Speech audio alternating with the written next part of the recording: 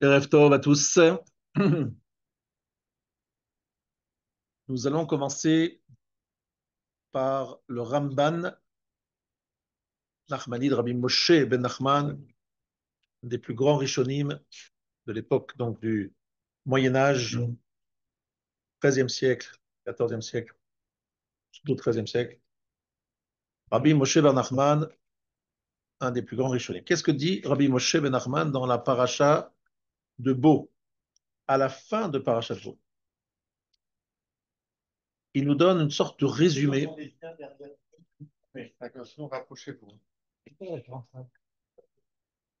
Parashat Bo, chapitre 13, vraiment le dernier Ramban de la paracha de Bo.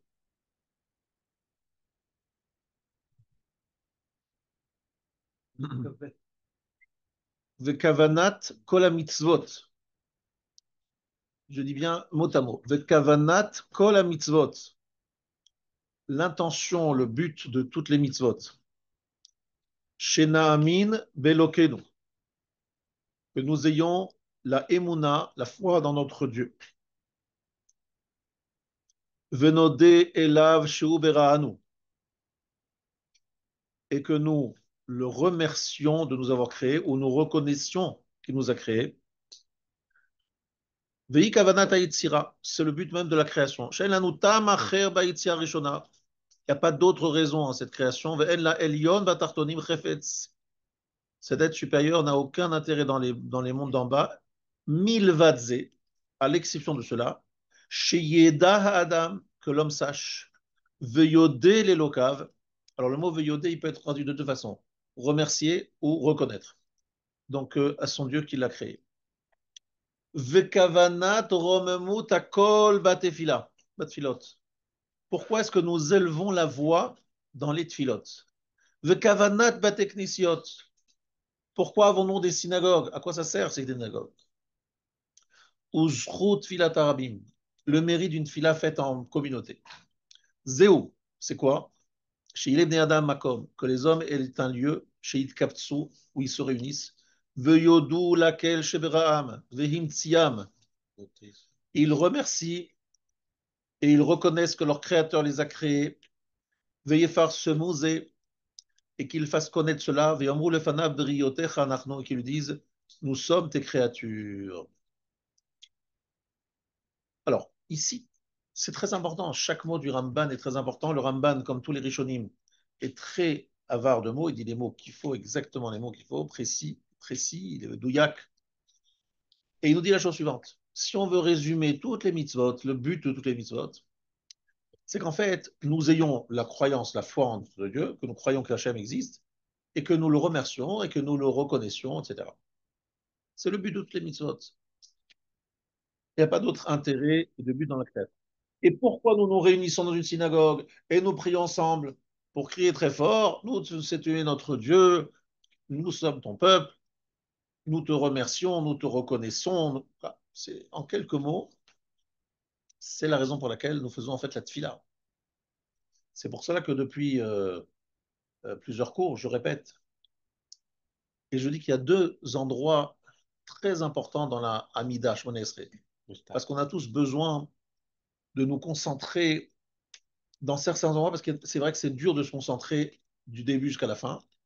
Donc j'ai donné des priorités. Et la première priorité, c'est jusqu'à Magan Avraham. Ça, on est en train de l'expliquer, et on va l'expliquer encore dans ce shiur, la suite. Et la deuxième, c'est Modim. Et si vous analysez Modim, le Modim, c'est ça. Modim anachnulach. C'est quoi le début de Modim? C'est ça, reconnaître Sheatahu Hashem Elokenu. Tu es Hashem notre Dieu. Veloke avotenu, et le Dieu de nos ancêtres. Le Olam Vaed.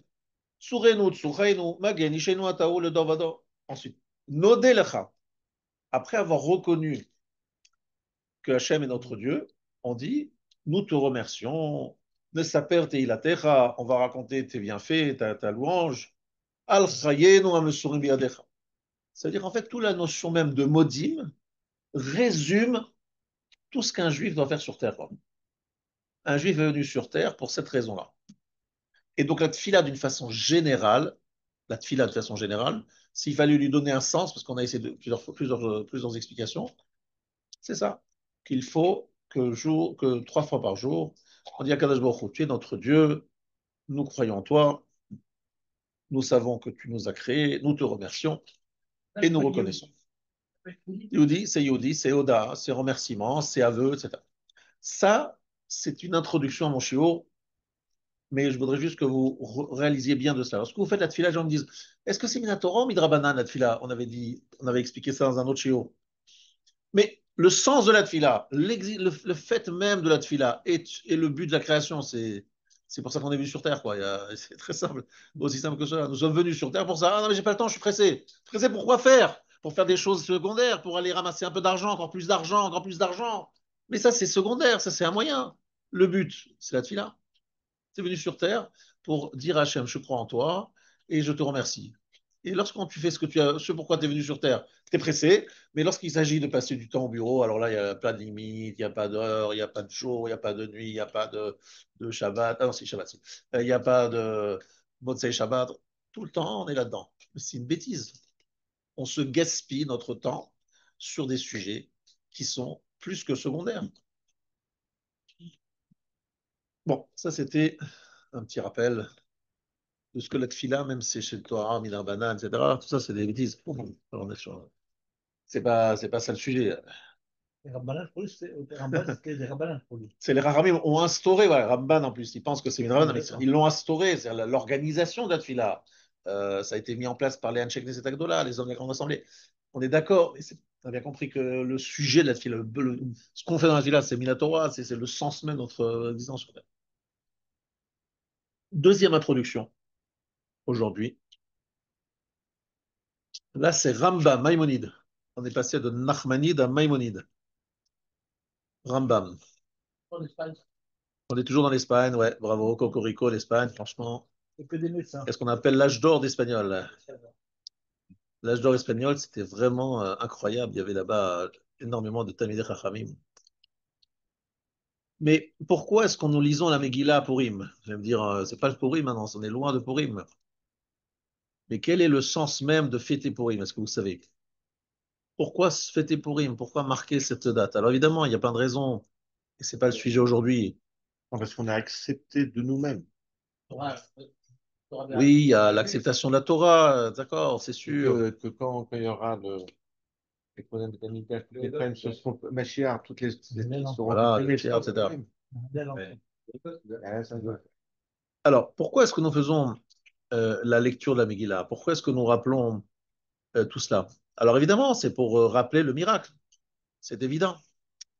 Mais pourquoi rappeler ce miracle? Quelle est l'idée? Quel est le but de cette lecture de la Megillah qui est faite par tout le clan d'Israël? Ça va montrer la pratique. Parce qu'il faut percevoir Hachem qui sont des mounas. Mais il y a autre chose. Pour cela, je n'aurais pas pris la parole là maintenant. C'est qu'il y a ici la volonté de dire qu'Akadosh Baruch Hu écoute la prière, parce qu'en fait, ce qui a changé, euh, Les 3 jours.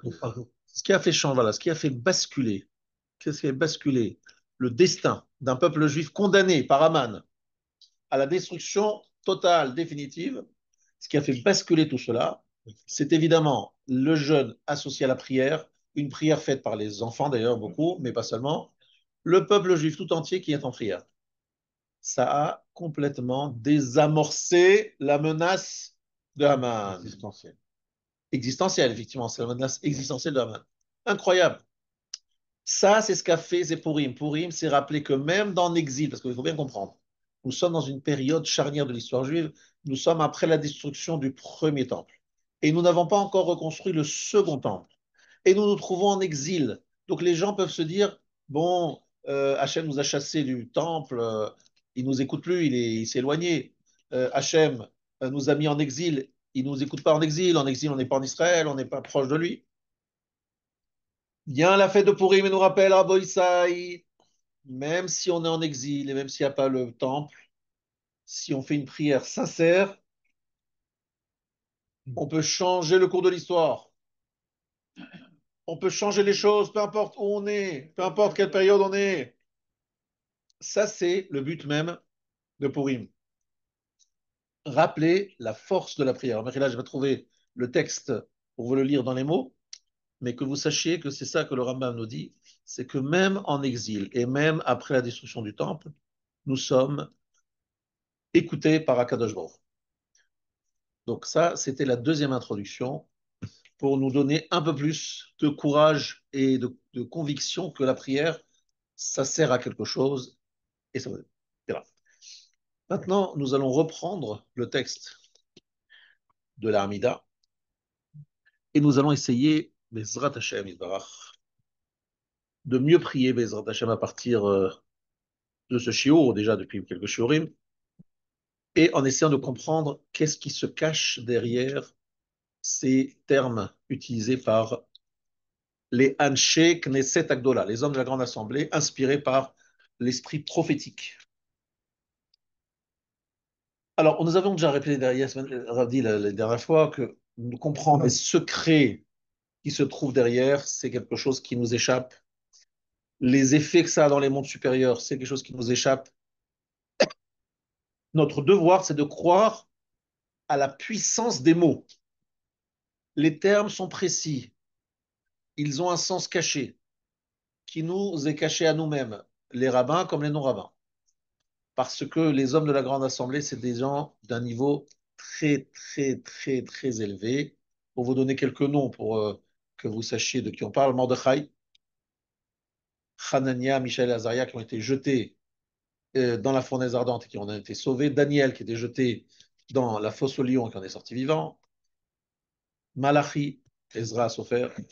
Bref, il y a des stars, des grandes stars du judaïsme et de la foi, des grands tzadikim et des grands chassidim.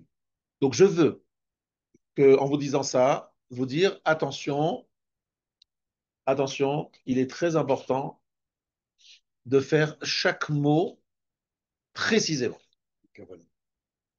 Et même si on ne comprend pas les choses cachées, c'est pas grave. D'ailleurs, même les gens qui connaissent les choses cachées, j'ai expliqué ça la semaine dernière, mais j'ai revu dans l'Eshem Shvo Vachlama, qui est un livre de Kabbalah très important, il dit là-bas, même les spécialistes de Kavanot et de pensée kabbalistique ésotérique profonde, je vous invite, dit le Rav, à ne pas penser à ces choses complexes pendant la tfila, parce que si on ne fait pas les choses exactement comme on fait, on casse beaucoup plus que l'on répare, et que c'est réservé à une élite d'une élite, et qu'en fait, Hachem, ce qu'il veut, c'est d'abord qu'on dise des mots simplement, précisément, et en pensant à leur traduction déjà. De la traduction. Donc, nous sommes obligés d'avoir deux kavanotes, je l'ai déjà dit ça. Je suis debout devant Hachem. Réfléchir, je suis debout devant Hachem. Et j'essaye de comprendre chaque mot que je vais prononcer et de bien les regarder et de bien les prononcer. Voilà, ça c'est aussi simple que ça, c'est pas compliqué. Maintenant, nous allons un peu essayer de donner un petit peu de goût, de tarme, d'expliquer un petit peu ce que ça veut dire. Donc on dit qu'Hachem, Elokeinu ve'Elokei avotenu, Elokei Avraham, Elokei Yitzhak, Elokei Yaakov, Hakel Hagadol, Hagibor ve'Hanoah. Donc cette introduction, cette première partie, elle est tirée, vous le savez, d'un texte de Chumash où Moshe Rabbeinu dit Hagadol, Hagibor ve'Hanoah. C'est lui qui le dit. On a simplement pris le verset qu'on a mis ici, comme j'ai expliqué la dernière fois, parce qu'on n'a pas voulu entrer dans une liste interminable et infinie de l'être infini qui est Dieu. Pour définir un être indéfinissable, il vaut mieux s'arrêter au minimum. Donc Moshe, il a fait un résumé. Gadol, Gibor, Nora. Ça s'appelle en bon français Chesed, Din, Rachamim. Générosité, rigueur et miséricorde. Traduction catastrophique, mais bon, c'est pas grave, on essaie de faire ce qu'on peut avec les mots. Donc, Gadol, Gibor, Nora, égale Chesed, Din, Rachamim. On a commencé à expliquer Gadol. On expliquait que Gadol, qui veut dire grandeur, en français, traduction de Gadol, c'est grandeur. En fait, c'était lié au Chesed, à la générosité. Et d'où je le sais, ça je ne l'ai pas dit la dernière fois, c'est un pasouk, enfin, c'est un rachid dans Vaetranan. Et Godlecha, Vet Yatra Chazaka. C'est tout au début de Vaetranan, vous ne pouvez pas le trouver. Godlecha, Zu Midat Chazdo. Gadol, c'est Midat Chazdo, c'est sa générosité. Et c'est ce qu'on était en train d'expliquer la dernière fois. Pourquoi est-ce que la notion de Gadol, grand, c'est lié à la notion de chesed, de générosité. Et j'ai expliqué que Abraham, ce qui faisait la grandeur d'Abraham, c'est qu'il avait une diffusion incroyable dans le monde entier. Il était connu, reconnu, apprécié, et il a apporté énormément et fait énormément de bien à toute sa génération. Donc il était gadol dans le sens, c'est que il n'était pas juste un être qui vivait pour lui-même ou pour sa famille, mais il était gadol dans le sens qu'il avait une diffusion, comme son nom l'indique, Av Hamon Goïm. Abraham, c'est Av Hamon Goïm, le père d'une multitude de peuples. Ça veut dire qu'en fait, Abraham, c'est celui qui a su être le père, Av, le père, Hamon, d'une multitude goïm de peuples. Ça, c'est ce qui caractérise Abraham. Il a inspiré aujourd'hui encore, inspire les musulmans, il inspire les chrétiens, il inspire les hindous, qu'il appelle le Braham. Braham. Et dans la paracha de Chayesara, on parle du fait que Abraham a chassé les enfants de Ketura, sa femme qui l'a reprise après la mort de Sarah, et il les a envoyés vers l'extrême-orient. Donc nous considérons qu'en fait, ces gens-là qui font souvent d'ailleurs des offrandes à base d'odeur, d'encens, voilà, comme Ketura, Ketoret, c'est le nom de sa femme, et il leur a donné, donc il leur a demandé de partir, il leur a donné un cadeau, Shem Betuma, une certaine révélation qu'ils utilisent, mais dans lequel finalement ils ne sont pas du tout dans l'approche d'Abraham, le monothéiste. Ils ont une approche différente, qui n'est pas monothéiste, mais quand même, ils se disent, ils se revendiquent d'Abraham. Braham, souvent il parle du Braham, et Abraham apparaît sous différentes formes, et surtout c'est Ketoret, Ketura, etc. Bref, ça va très loin. Le Midrash nous dit qu'ils vont, ces descendants d'Abraham, aller dans l'extrême-orient, mais un commentateur dit qu'ils vont créer une muraille, une énorme muraille. On va évidemment lancer la muraille de Chine. Donc ils sont vraiment, on parle de gens qui sont dans l'extrême-orient, c'est les enfants d'Abraham. Donc Abraham va avoir une diffusion chez les chrétiens, chez les musulmans, chez les hommes qui habitent dans l'extrême-orient, donc sur le monde entier, qui se revendiquent d'Abraham. Et d'ailleurs, lorsque quelqu'un se convertit, il s'appelle Ben Abraham ou Eben Sarah. Voilà. Il est vraiment, j'appellerais ça le pierre angulaire de ce monde. À tel point que nous avions expliqué la semaine dernière que lorsqu'on dit Eloké Abraham, Dieu d'Abraham, c'est comme si on disait Melech Haolam, roi du monde. C'est pas écrit Melech Haolam. Ça manque. Une bracha, c'est toujours Melech Haolam. Mais lorsque je dis Eloké Abraham, c'est sous-entendu, c'est logique, c'est normal. Eloké Abraham, c'est obligatoirement le Dieu d'Abraham, c'est le roi qui est roi du monde, parce qu'Abraham l'a installé sur terre, qui lui a permis, entre guillemets, Hachem avait, entre guillemets, besoin d'Abraham pour réaliser son projet qui est celui de s'installer sur terre et d'influencer le monde entier et d'être le Melech Haolam, le roi du monde. Vous n'avez pas dit que c'était Véloé à Votenu qui était. Non, pas du tout. C'est Eloké Abraham, c'est la Ah, Gemara qui dit ça dans Brachot. d'accord. C'est parce que c'est écrit Eloké Abraham et c'est mis en facteur sur tout l'ensemble de la tefila. D'accord. C'est l'autre, là.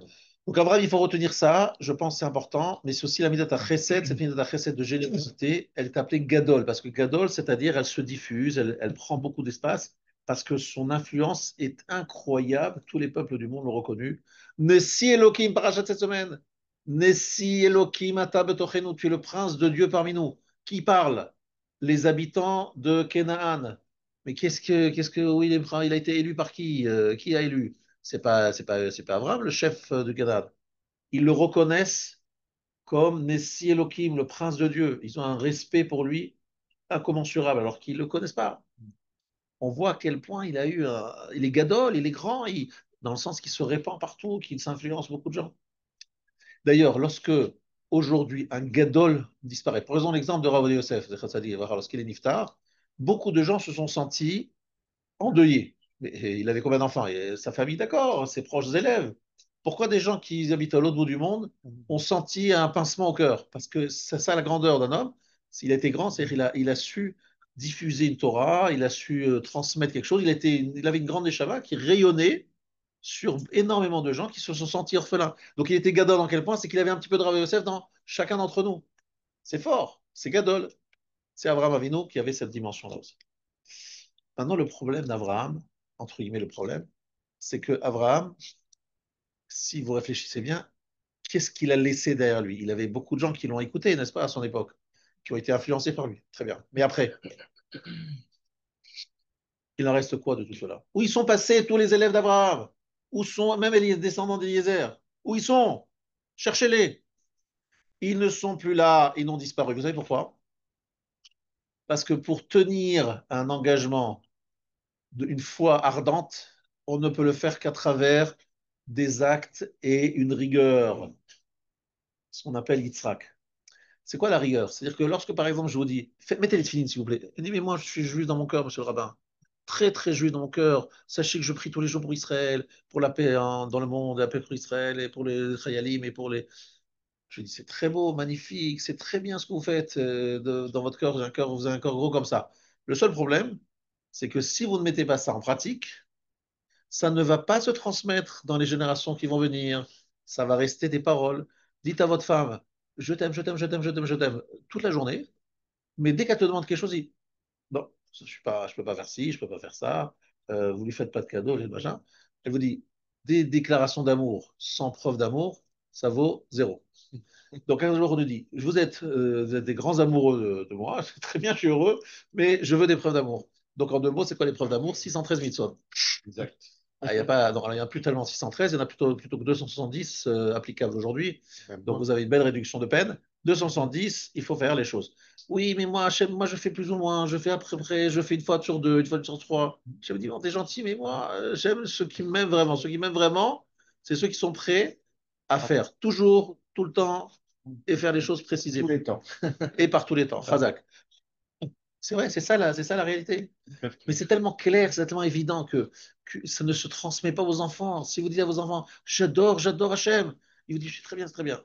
Bon, mais ne vous étonnez pas si vous n'avez aucune pratique et que votre enfant, il va avec une Goya, il va dire, pourquoi pas, elle aussi, elle aime Dieu, elle m'a dit qu'elle aime beaucoup Dieu, qu'elle apprécie, qu'elle... Bon, Elle va en vous avez Israël. compris, et qu'elle aime aussi l'État d'Israël, qu'elle ne fait pas, etc. Oui, ce que je veux dire, c'est ça le problème, c'est que Yitzhak, c'est la façon de faire en sorte de pérenniser Abraham. Vous voyez ce que je veux dire? Lorsque Chesed et Din s'associent, vous pérennisez. Vous faites générosité sans Din, sans rigueur, sans cadre. Ça ne tient pas, ça ne marche pas. C'est la même chose avec vos enfants. Vous voulez les éduquer et vous leur dites tout ce que tu veux, mon fils, je t'adore et tu lui donnes tout. Tu lui donnes pas de cadre, c'est une catastrophe. Même chose dans une communauté. Partout, il faut une rigueur et il faut mettre un keli comme une sorte d'ustensile pour recueillir ces magnifiques jours. Donc, c'est facile à comprendre que Yitzhak, ce qu'on appelle Gvura, Gibor. Parce que vous avez compris qu'Eloké Avram, Eloké Yitzhak et Yaakov, c'est une trilogie. Gadol, Gibor, Venora, une trilogie. Et les trois premières bénédictions, une trilogie. On est chaque fois dans les trois. Chesed, Din, Rachamim. C'est comme ça que ça fonctionne. Donc, Eloké Yitzhak, Veloké Yaakov.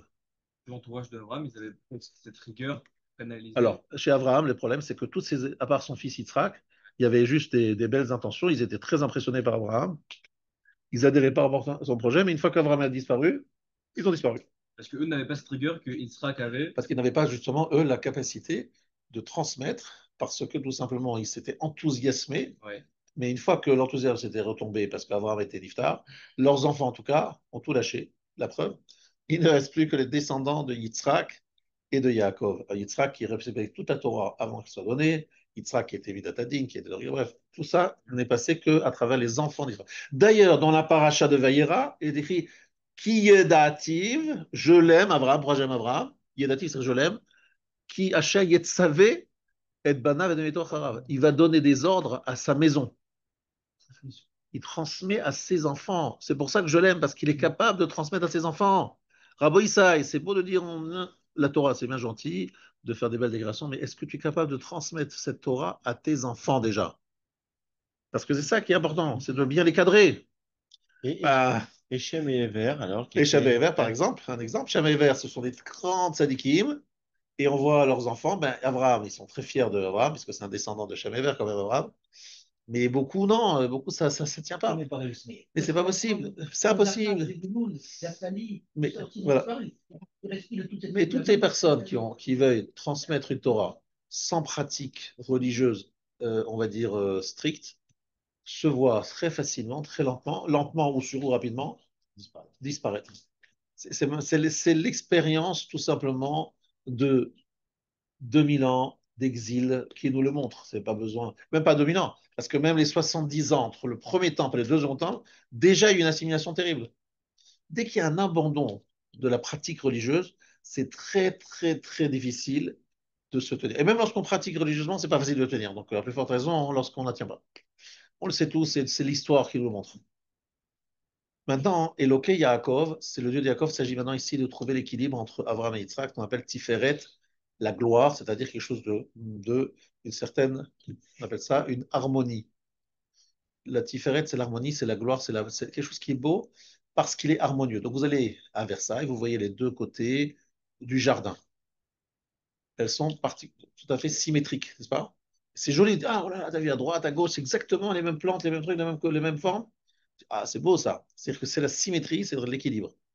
Entre Abraham et Yitzhak, il faut trouver l'équilibre. Abraham, c'est un peu trop chesed.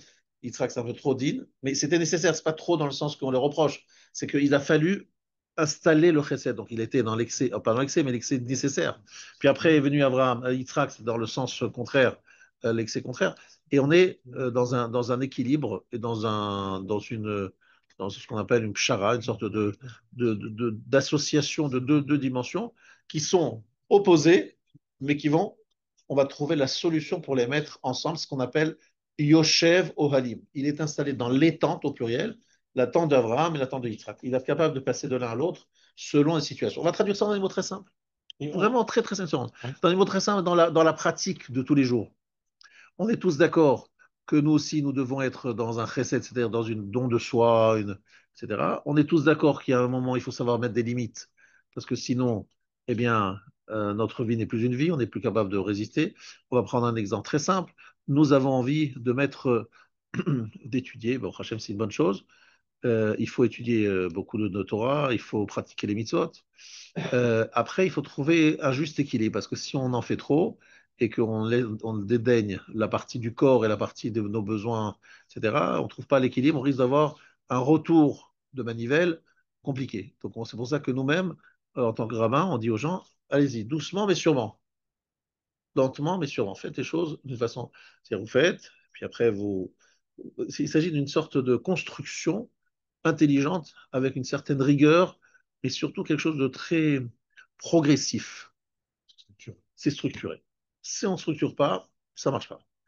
Et donc, des fois, ça freine la structure. De structurer, ça freine le développement. Lorsque vous avez une boîte qui commence à exploser, vous voulez ouvrir encore une succursale ici, une succursale là, une succursale, puis après, qu'est-ce qui se passe? Ça commence à s'effondrer. Pourquoi? Parce qu'il faut d'abord solidifier, il faut que ça soit structuré. C'est pas évident de structurer, il faut trouver les bonnes personnes au bon endroit, si vous pouvez déléguer, etc. Sinon, tout s'effondre. C'est comme ça la vie. Et donc, c'est pour ça qu'il y a ce qu'on appelle Abraham, il y a Abraham et Yitzhak. Alors, je m'excuse de simplifier, de vulgariser comme ça, parce qu'en réalité, c'est beaucoup plus profond que ça. Je m'excuse, mais je ne peux pas parler qu'avec des mots qui sont compréhensibles. Donc, je dis ce que je peux dire avec mes mots.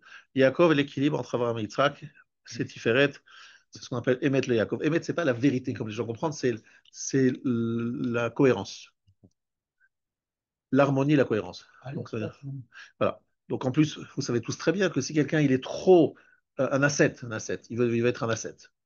Après, sa femme, elle ne tient pas lui-même et c'est pas sûr qu'il va supporter. Il y a un moment où il faut donner à Hachem, il faut aussi savoir trouver le juste milieu. Vous le comprenez très bien aisément. C'est pour ça qu'on appelle ça la Gadol et Gibor. Pourquoi c'est le mot Gibor? C'est Gvura. C'est quoi Gvura? La force. Mais dans quel sens? Ezeo Gibor, Akovesh et Titzro. La Gvura, c'est la capacité de maîtriser, de dominer. De tenir le cap et de dominer, de maîtriser les choses. Alors, on parle là-bas de maîtriser sa colère, de maîtriser plein de choses. C'est ce qu'on appelle Gevura, maîtrise, mais maîtrise en plein de domaines, vous avez compris? Maîtriser. Et ça, c'est la force de Yitzhak. Et Yaakov, effectivement, c'est celui qui fait l'équilibre. Gadol, Gibor et Nora. Alors, Rabotai, il faut que je vous explique quelque chose. Sans doute, c'est le point le plus important de cette Amida, c'est le mot Nora. Pourquoi le mot Nora à Gibor, Veha Nora? Ça, j'ai reçu du Rav Shapira, il nous a dit comme ça. Nora, c'est écrit dans Parashat Vayetse. Ma Nora Makomazé. Qu'est-ce qui s'est passé? Il vient de l'échelle. Et il se dit, mais qu'est-ce qu'il est redoutable cet endroit? J'ai dormi dans un endroit redoutable. C'est le mont Moria, le mont du Temple. Enze kim bet Elohim veze shara shamayim. C'est la maison d'Elohim et la porte du ciel. Et il érige un autel sur lequel il va apporter un sacrifice à son retour de chez Lavan et chez Esav. Ça veut dire qu'en fait, il y a ici, de la part d'Abraham, Yaakov, une création, une dimension qui s'appelle Nora. Ça, il faut bien le comprendre. Manora, ma commencé, c'est pas juste une expression d'extase, c'est qu'il crée une dimension qui s'appelle Nora. Et il faut la comprendre, cette dimension Nora, parce que c'est très important. Le Harizal dit que c'est un mot qui a une clé magique. Nora, si on lit de droite à gauche, c'est Nora, et si on lit de gauche à droite, c'est Aaron, l'arche sainte.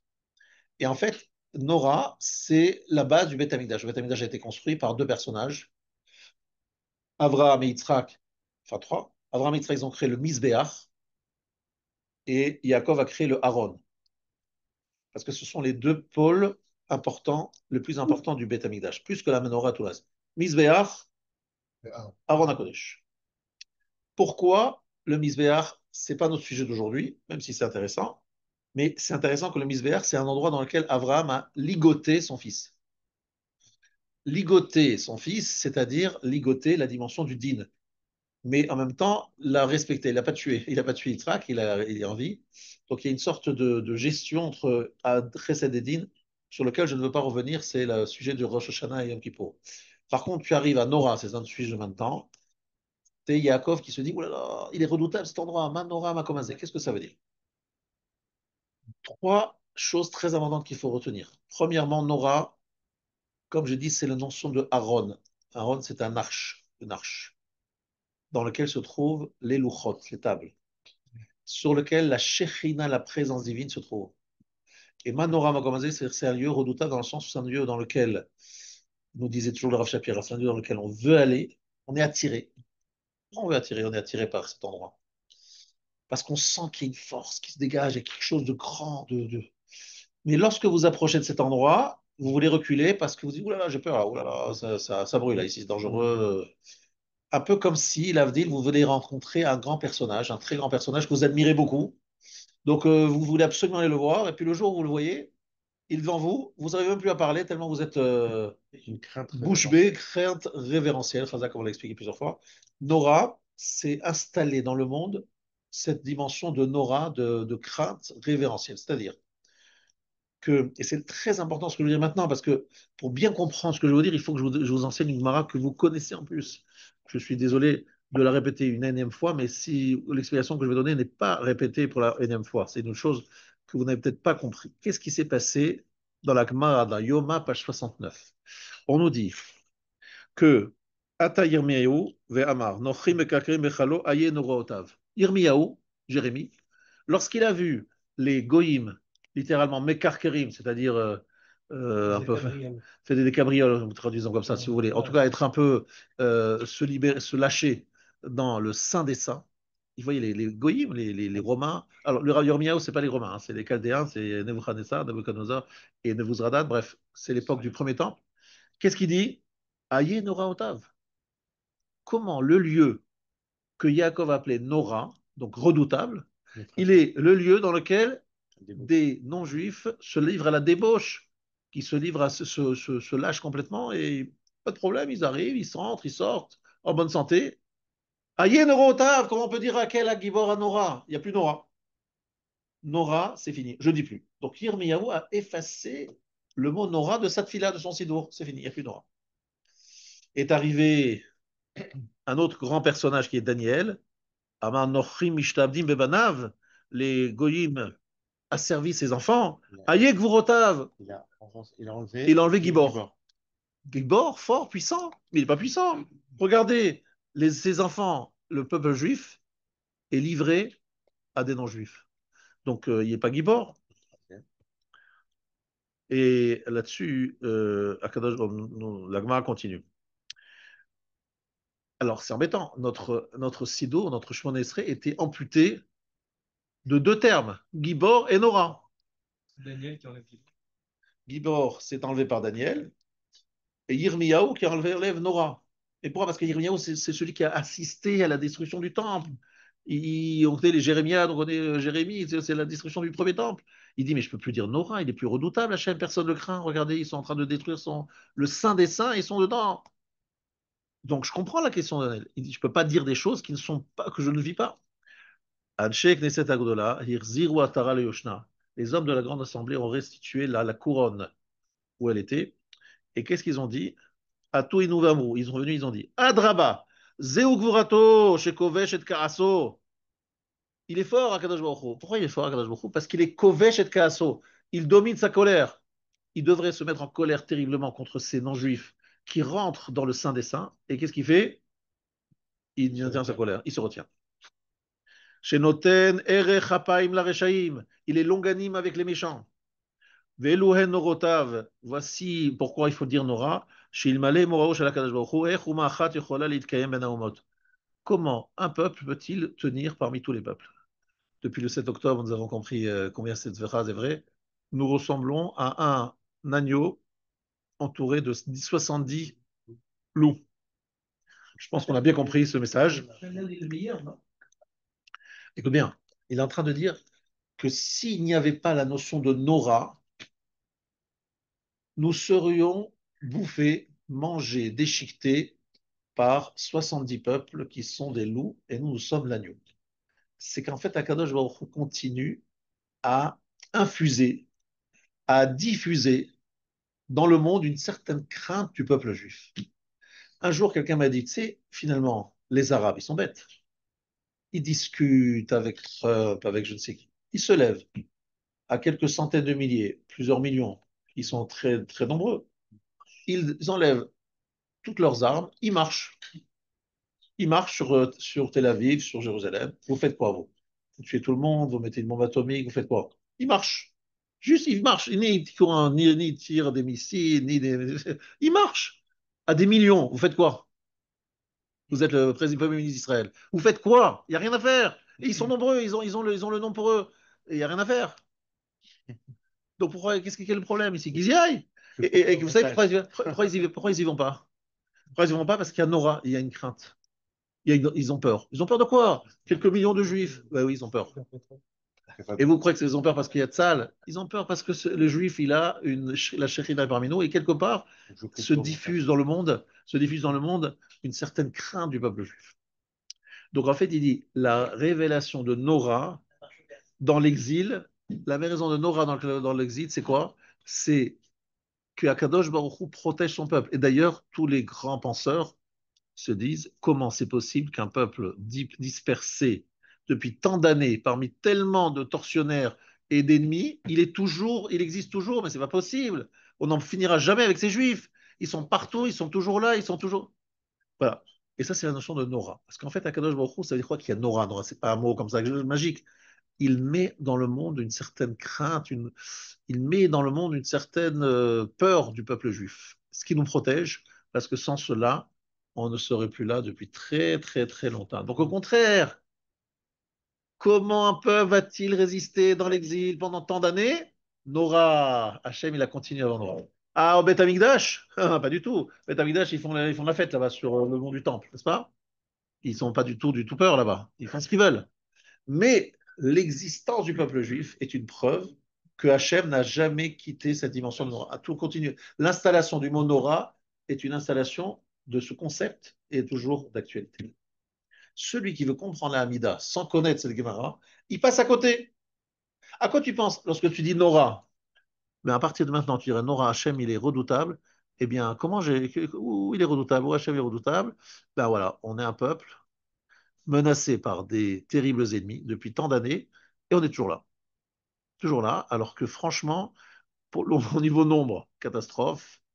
Même s'il y a une armée aujourd'hui, mais cette armée elle est gentille, mais si tous les Arabes se mettent ensemble et veulent l'armée, sous les. Et voilà.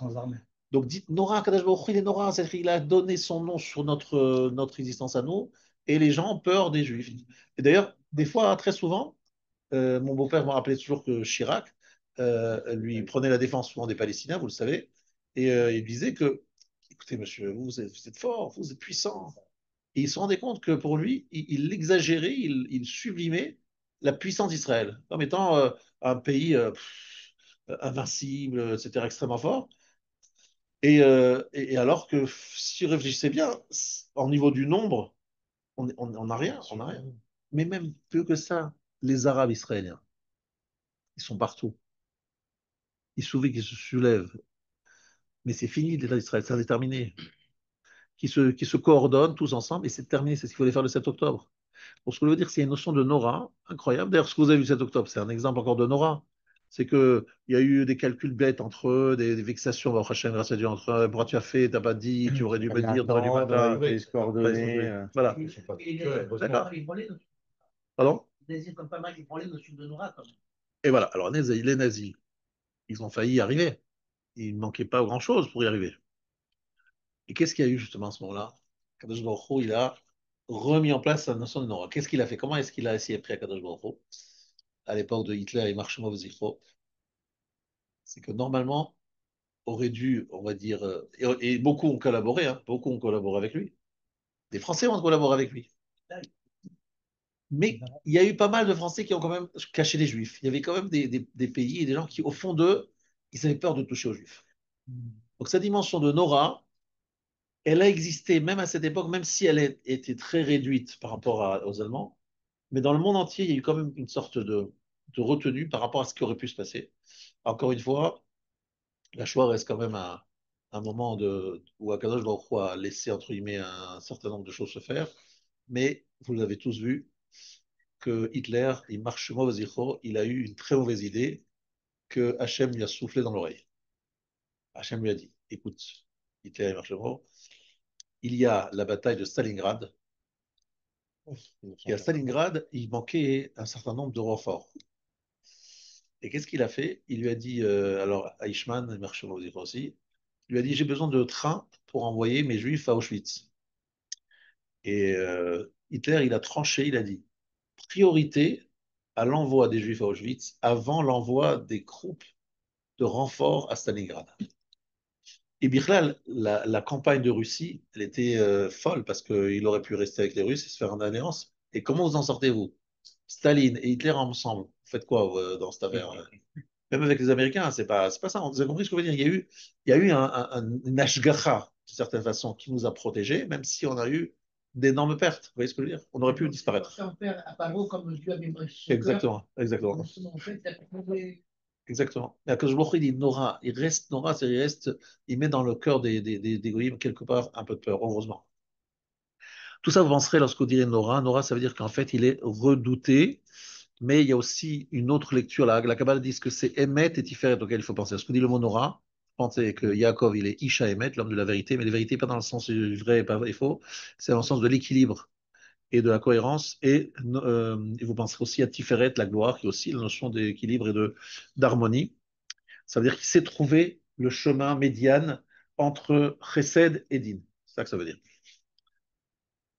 Donc, une fois que vous aurez dit tout cela, alors vous n'êtes pas obligé de penser à tout ce que j'ai dit, d'accord?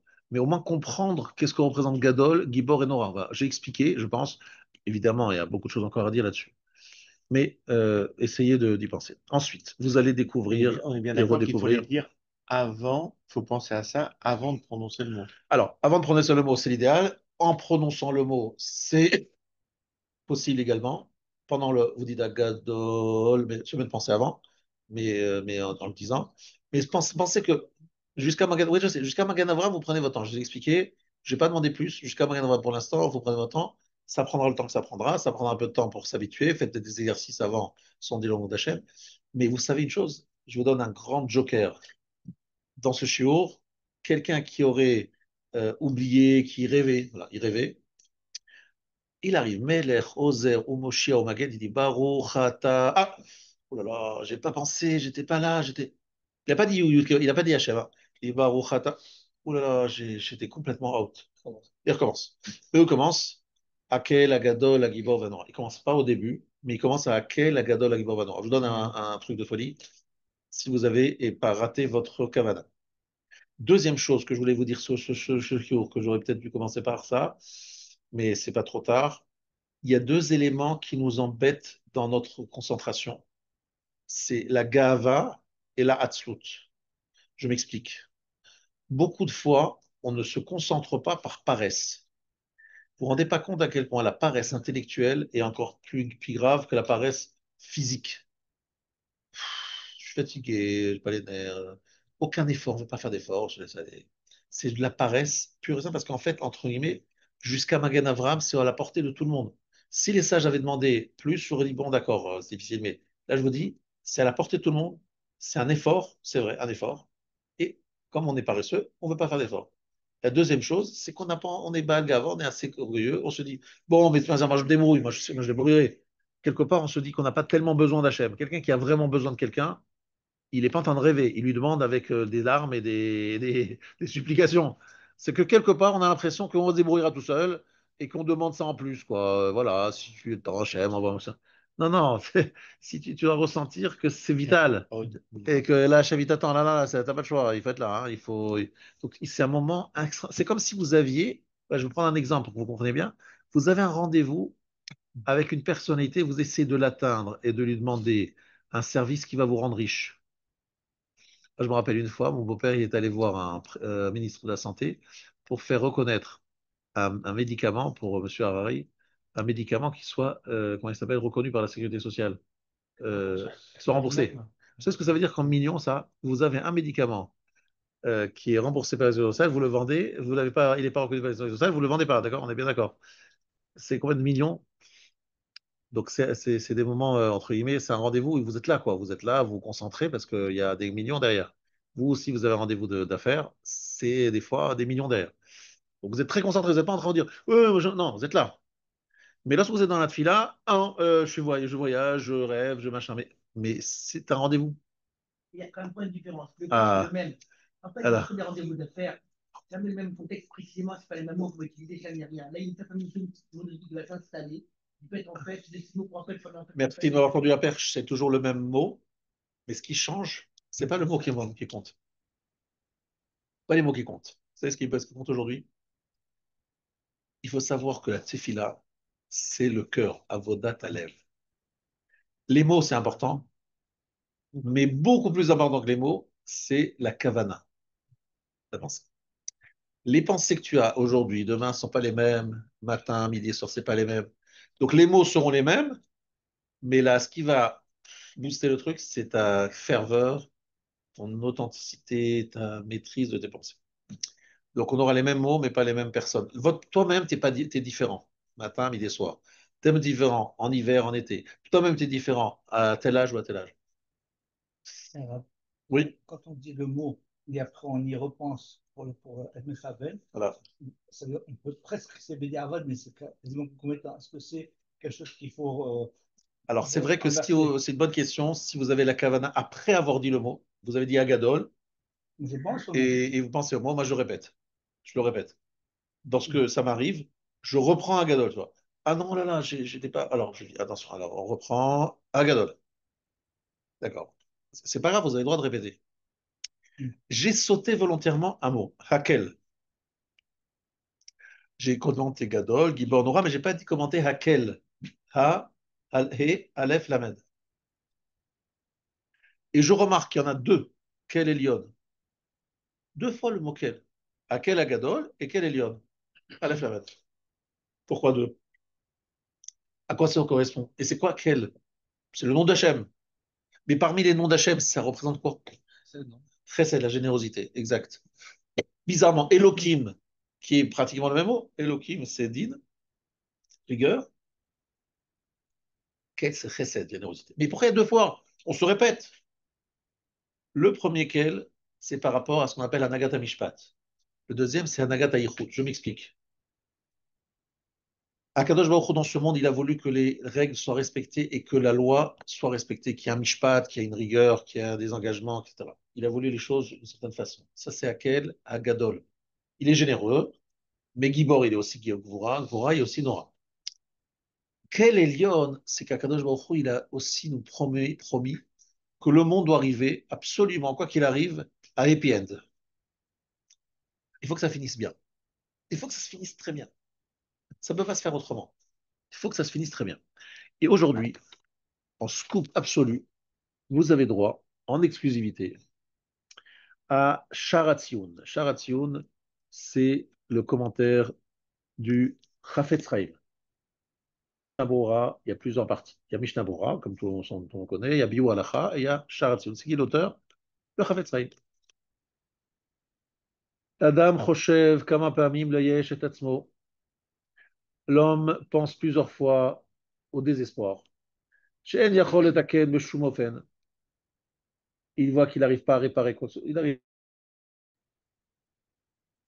Ve'al Ken Yitnaeg Tamid Be'ofen Echad. Et donc il se conduit toujours de la même façon. Ve'im Zor Alav HaKadosh Baruch Hu, Lamut Yamut. Et si Akadosh Baruch Hu décrète à mon encontre la mort, ben je mourrai. Alors il dit, attends, écoutez bien ce qu'il dit ici le Rav. Aval ta'uthu, c'est une erreur. Chez Sov Davarié, qu'à la fin ce sera Kol ma shakadosh Baruch Hu rotse minafsho sheyitaken muchachu letaken. Tout ce qu'Hachem a décidé que tu répareras, tu le répareras, tu finiras par le réparer. Tu es obligé de le réparer. Veyavo od pam ou pamaim laolamazé, tu reviendras une fois, deux fois dans ce monde-ci. Donc il parle du Gilgul, de la réincarnation. Ou Baal Kocho Yuchach Letaken. Tu n'auras pas le choix, mais tu finiras par réparer. Tu n'auras pas le choix, Hachem va te mettre dans une situation où tu seras obligé de faire le tikkun que tu devais faire.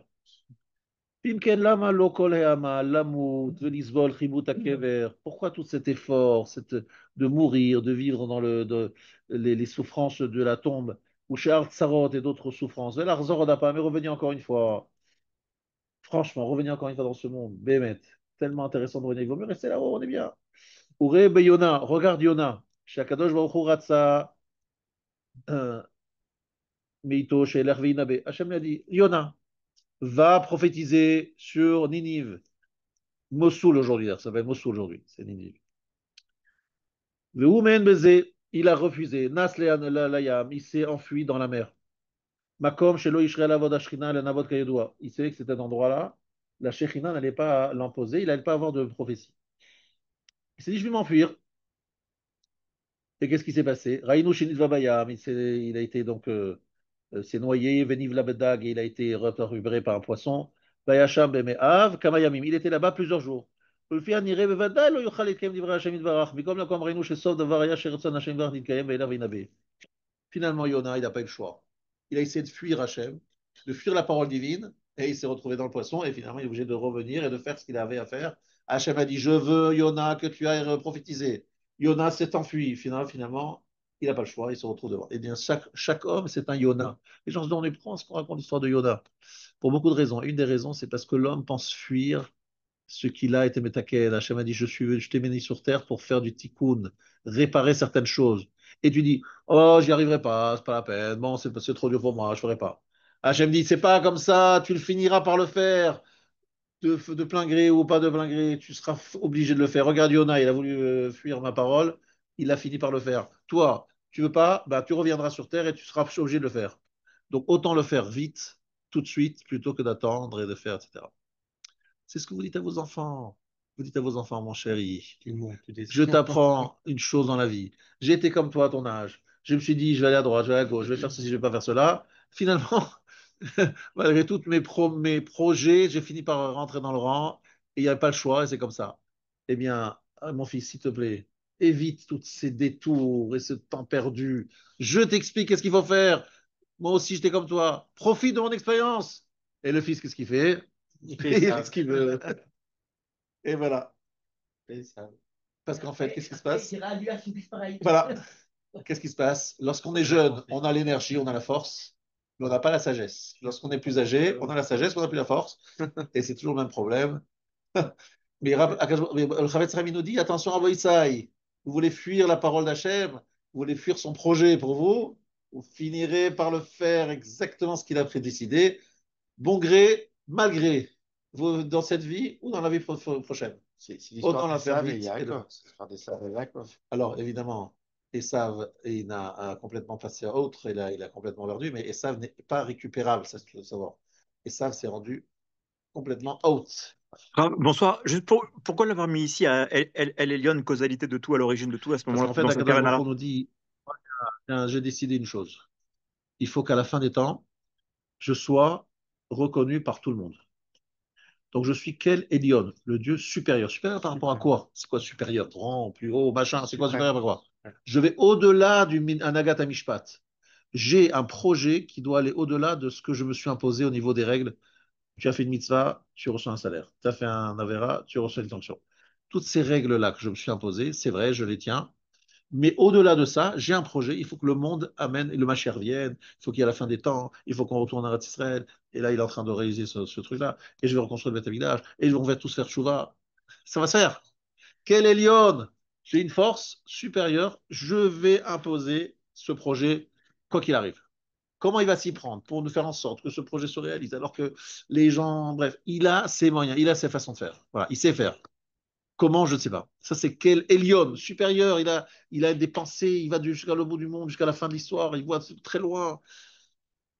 Et ça, c'est quel? C'est de la générosité parce que nous, on y gagne. Parce que comme il a associé son nom à nous, donc automatiquement, pour réaliser son projet, il aura besoin de nous. Donc comme il a besoin de nous, ben c'est parfait. On sait qu'on va s'en sortir. Le problème, c'est que voilà, Alors, le libre les mains arbitre, en il y a une Shiva. question en Ouais, ligne. Le libre arbitre dans tout ça. évidemment, on a tous le libre arbitre. Et Akadosh Baruch Hu nous donne le libre arbitre. Et il nous dit comme ça. Soit tu choisis le bien, tant mieux, et donc tu participes volontairement au projet divin. Soit tu choisis le mal et tu seras un maillon de la chaîne à travers ta sanction.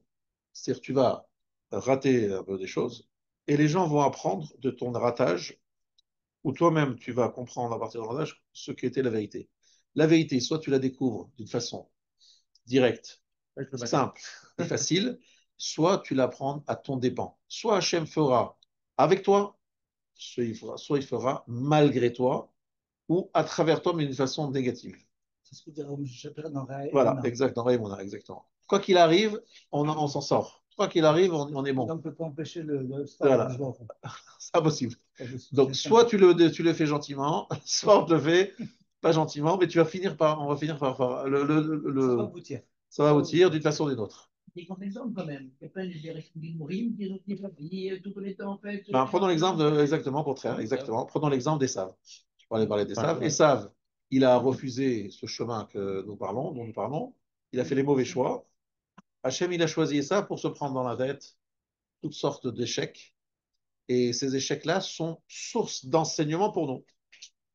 Et lui-même, il commence à comprendre voilà, qu'il y a un problème.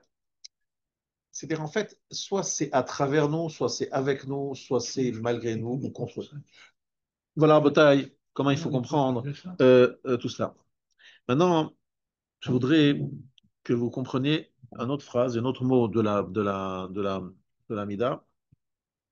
Quel est Lyon? Et il y a, je ne sais pas si vous comprenez vraiment ce que ça veut dire, la suite de quel Elion. Il y a Gomel Chassadim Tovim Kone Akol. Gomel Chassadim Tovim Kone Akol. Alors, lui, le Rav Dessler, il explique la chose suivante. Akol Kinyanav. Bakol Mamash Mitgale Kvodo Ve'en Yotzim Naklal. Dans tout, vraiment, se révèle son honneur. Il n'y a absolument aucune exclusive. Tout c'est lui qui l'a créé. Et en plus, tout ce qui va, dans tout se révèle son kavod. Ça veut dire Gomel chassadim tovim. Il fait des bonnes bontés. C'est bizarre cette expression. Bonne bonté, ça veut dire. Chassadim tovim. C'est quoi les chassadim tovim? Si par exemple, vous sortez votre fils du lit pour qu'il aille à la tfila, est-ce que c'est des chassadim? Bah, c'est pas sympa. L'enfant dit ah, je veux dormir, papa, je veux dormir. Mais tu dis, mais c'est pour ton bien, il faut que tu apprennes à te lever à la tfila. Hop, tu le sors de la tfila, tu le sors du lit. C'est des chassadim, c'est un acte de générosité, mais une bonne générosité parce que, a priori, c'est pas généreux, c'est au contraire, c'est pénible. Il faut faire des bonnes générosités, donner du bien aux gens, c'est-à-dire essayer de leur faire ce qui est bien pour eux. Par exemple, si tu leur apprends des choses qui sont mauvaises pour elles, tu fais pas du chesed. Ça s'appelle pas chassadim tovim. Il faut que l'acte de générosité soit tov, soit bon, soit productif, soit constructif. C'est ça, chassadim tovim. Mais des fois, on se dit, oh là là, c'est pas du chesed, ça, Hachem m'a envoyé une gifle. En fait, Akadosh Baruch Hu, il t'a protégé, il t'a sauvé, il t'a abordé. Et tu ne le vois pas, tu te dis non, c'est pas gentil, Hachem, c'est pas gentil. Mais en fait, Hachem, il t'a sauvé d'un truc terrible. D'accord? Par exemple, prends un exemple que j'ai vu chez quelqu'un il n'y a pas longtemps. Sa fiancée, elle lui a dit bon, stop, j'arrête. Il pleure, il est triste, il était attaché à elle, etc. Mais je lui dis, mais Akadosh Baruch Hu t'a fait un chesed énorme. Je dis, pourquoi un chesed de me faire jeter par ma fiancée à quelques jours du mariage? Et alors là, tu as échappé à des épreuves et des souffrances incroyables. Il dit, comment vous savez, monsieur le rabbin? Je sais qu'Hachem, il est Kulotov. Donc si ça ne marche pas, c'est pour le bien. Je sais que c'est pas facile, c'est un moment difficile à passer. Mais dis-toi que tu es gagnant, que c'est pour ton bien. C'est des choses qu'on se répète sans arrêt, mais après, c'est pas facile à vivre. Je dis pas que c'est pas facile à vivre, c'est pas. Gomel chassadim tovim ve'konei akol. Son kavod est partout, il est partout présent. Mais Gomel chassadim tovim, il fait des bonnes, bon, il fait c'est bien, c'est bon. À tel point qu'on a expliqué ça tout à l'heure, est-ce qu'on peut dire la chanson Odioter Tov? Ça peut être mieux. Moi, je pense qu'Akadosh il fait le mieux pour nous tous à tout moment.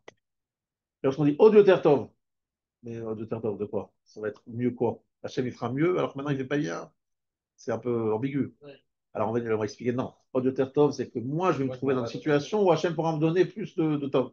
On va faire un pile-poule.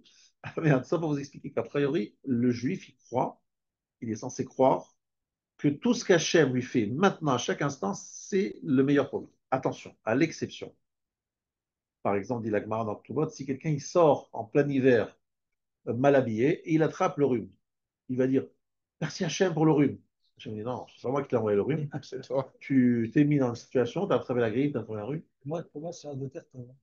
Oh, non, non, justement. Après ça. Ah oui, pour t'en ça. Atkot sinim pachim, biad bnei adam. Ah bah oui. La prise de froid dépend des hommes. Si tu as été négligent, ne mets pas ça sur le dos d'Hachem, de je ne sais qui, de je ne sais quoi. Ça, c'est ta responsabilité. Mais si tu as fait les bons choix, tu as fait ce qu'il fallait, et que ça s'est pas sorti, ça n'a pas sorti comme tu pensais que ça allait sortir, tu dis, à col le Tova, j'ai fait ce qu'il fallait, c'est le bon moment, etc. Et puis voilà, ça n'a pas marché. Gamzo le Tova. Ça ne me dit pas ça tout le monde. En fait, je fais un cas personnel. Voilà, moi, j'ai une soeur qui est décédée du cancer. Ouais. Elle a souffert pendant 8 ans. Ouais. Et les autres besoins, ils disaient, mais à quoi bon? Pourquoi? Quand il fait ça. Alors, pourquoi il fait ça? Tu peux arriver quelque part dans ces cas-là, essayer de donner un petit peu de sérénité à quelqu'un, ou de te dire Dieu ne te connaît bien pour toi, c'est très dur. C'est très dur. Alors, c'est pour ça que je vais te expliquer, je vais te raconter une histoire. Il y avait dans un service, dans un hôpital, une personne qui souffrait beaucoup, beaucoup, phase terminale d'un cancer. Il y avait un infirmier qui repassait, et vraiment, ça lui faisait la peine de voir cet homme souffrir. Voilà. Et un jour, il s'est dit, je vais lui rendre service. Il a débranché un appareil, et le bonhomme, il est mort. Bon, et alors il est revenu en rêve, et il lui a dit, pourquoi tu as fait ça? Pourquoi tu as fait ça? Il dit, mais je t'ai rendu service, moi j'avais de la peine pour toi, tu souffrais, et on savait c'était incurable, qu'il n'y avait aucune chance pour t'en sortir. Il me restait 3 jours, 3 jours. Si j'avais encore souffert encore 3 jours, Hachem m'aurait effacé toutes les avérotes que j'ai faites. Là maintenant, tu m'as enlevé ces 3 jours et je dois les payer là-haut. Je préférais les payer en bas. Ah d'accord, bon. En fait, c'est une autre façon de voir les choses. C'est vrai que l'être humain qui vit aujourd'hui en 2025, il ne voit pas les choses comme ça. Il se dit, le monde dans lequel je vis, c'est un endroit dans lequel je dois être au confortable, les choses doivent se passer confortablement. Et on ne voit pas comme une préparation à la vie après la mort. Ce n'est pas quelque chose que nous vivons d'une façon si claire. Mais si quelqu'un savait que même les souffrances qu'Hachem nous envoie, c'est une bonne affaire pour nous, même, on ne doit pas les demander, on ne doit pas les chercher. Mais si elles nous arrivent, on doit les prendre en disant merci Hachem, c'est sûrement pour le bien que tu me fais. Après, on comprendra, après 120 ans, que c'était vraiment pour le bien. Mais il faut y croire maintenant. C'est facile, après 120 ans, c'est facile d'y croire. C'est maintenant qu'il faut y croire. Et je sais que c'est pas facile, quelqu'un qui souffre. Le Rafitou qui était comme ça, le Rafitou. Voilà, on dirait qu'il est là tout le temps. C'est un sadique. Voilà. Mais c'est demandé à tout le monde, malheureusement, c'est pas réservé aux sadikim. Chaque être humain, il doit se dire que le but dans sur Terre, c'est pas ici, c'est dans le monde futur, et qu'on n'est pas là pour faire un grand kiff. On peut faire un kiff, là, et qu'on va se kiffer, mais c'est pas le but final. Le but final, c'est pas d'aller à Néolech Lamout, il dit Esav. Son but, c'est juste d'arriver jusqu'à la mort. Rabotai. Donc, on a dit, Gomel Chassadim Tovim, Koneh Hakol. Il fait des générosités bonnes, ça fait ce qui est bon pour nous. Et Koneh Hakol, ça veut dire que son nom apparaît partout. Ça veut dire quoi? Parce que Koneh, en hébreu, ça veut dire acquérir. Donc ici, c'est pas vrai, c'est pas qu'il acquiert, c'est qu'il fait. Il maintient en permanence. Alors, écoutez bien. Kone Akol, il y a l'explication de mon Rav, le Rav Olbe. Kol ha-shefa yored alenu, gam hayom hu ach tov ha-chesed. Tout ce qui nous arrive, c'est seulement tov ha-chesed. Ki kol ma de'avdei mishmayel et avo. Tout ce qui vient du ciel est pour le bien.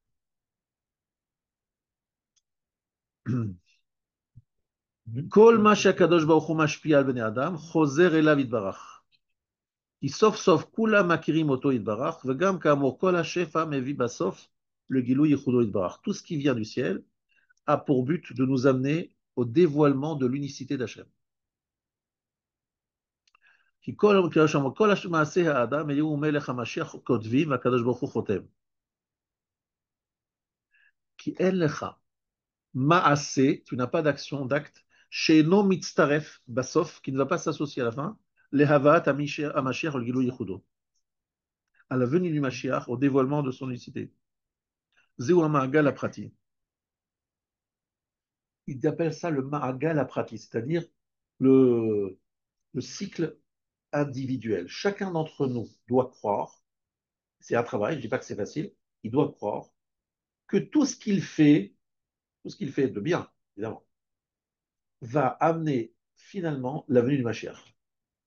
Et que c'est l'association de tous ces actes qui paraissent insignifiants au niveau individuel qui vont nous amener à la fin à la venue du Mashiach.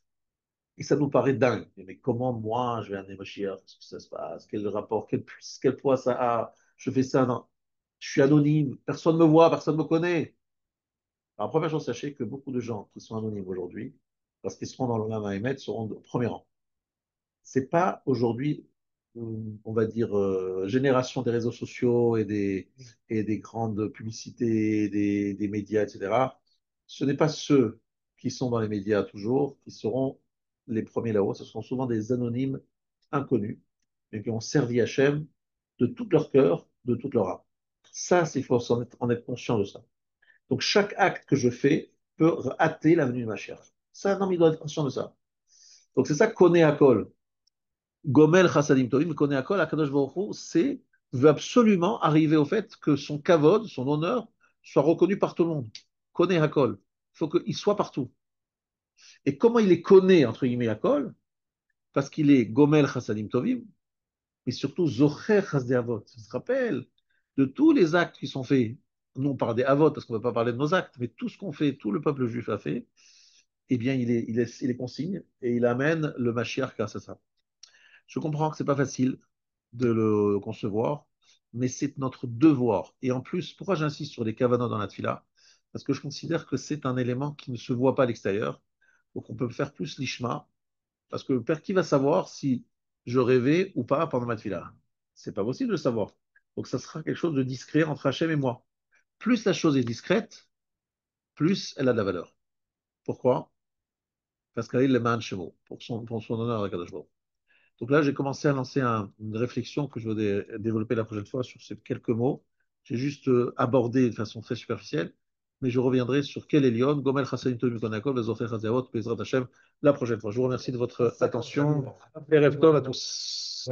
Rabbi Chanou, Shema Razak Kadosh Baruch Hu, Zakot Israël, Fikach, Ve'em Torah Shuvah Nechafetz, Amat Yigor, Yistorah Be'adir. Je peux demander quelque chose, hein.